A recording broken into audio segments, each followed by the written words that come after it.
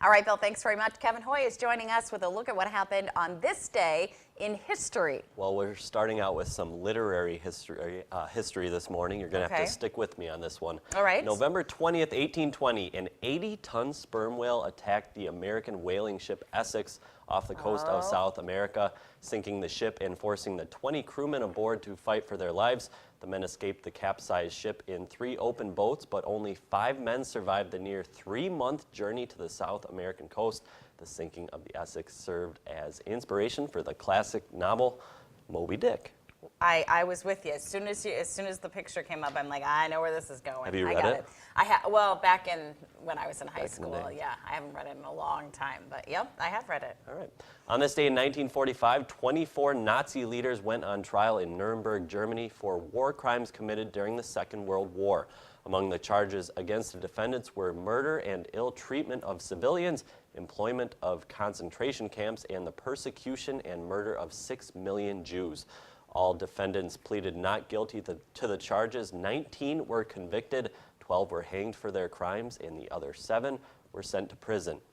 On this day in 1982, the annual Cal-Stanford game ended with one of the wildest finishes in college football history. Stanford had just taken a 20-19 lead on a field goal with 4 seconds left. They just had to survive the kickoff. And as you watch, the play seemed over a few times. 5 laterals later, tight end Kevin Moan gets the ball and avoids the Stanford ban on his way to the end zone. Watch this. Boom. Oh, man. Cal escaped with the improbable win 25-20. You see he's kind of weaving in and out, but this one band member, not so lucky. Not lucky there. Very crazy. Wow. On this day 15 years ago, big changes were made to tobacco advertising and marketing in America as the major tobacco companies in 46 states signed the Master Settlement Agreement. As part of the agreement, tobacco advertising that targeted people under the age of 18 was prohibited. That meant no more cartoons like Joe Camel. Outdoor billboard and public transit advertising of cigarettes was eliminated as well. The states also agreed to a $206 billion settlement of health claims against the tobacco industry.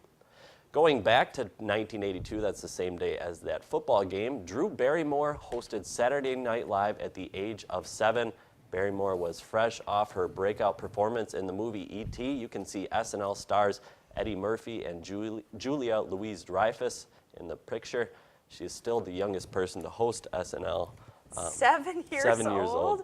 I hadn't remember hearing that, but it seems like that could potentially have been disastrous. Obviously it wasn't, but I read that it wasn't a very good performance, but you can't really blame her. That's a lot of pressure for a 7-year-old to do an hour and a half worth of skits. Well, you have the flip side, Betty White, who was 88 when she hosted. Man. She knocked it out of the park. It was amazing. Okay. One more quick story to share. In 2009, Oprah announced that her TV talk show would end in September of 2011. I think that's a good move, though, telling people, telling them 2 years ahead of time so that it can kind of be a whole, she's leaving, so everyone's going to watch. I still miss that show. You miss Oprah? Yeah.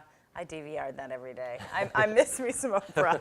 All right, you can find more on This Day in History on our morning show website. Just head to news8000.com and click on the News 8 This Morning link under the News tab. You'll find today's On This Day collection right there. All right, Kevin.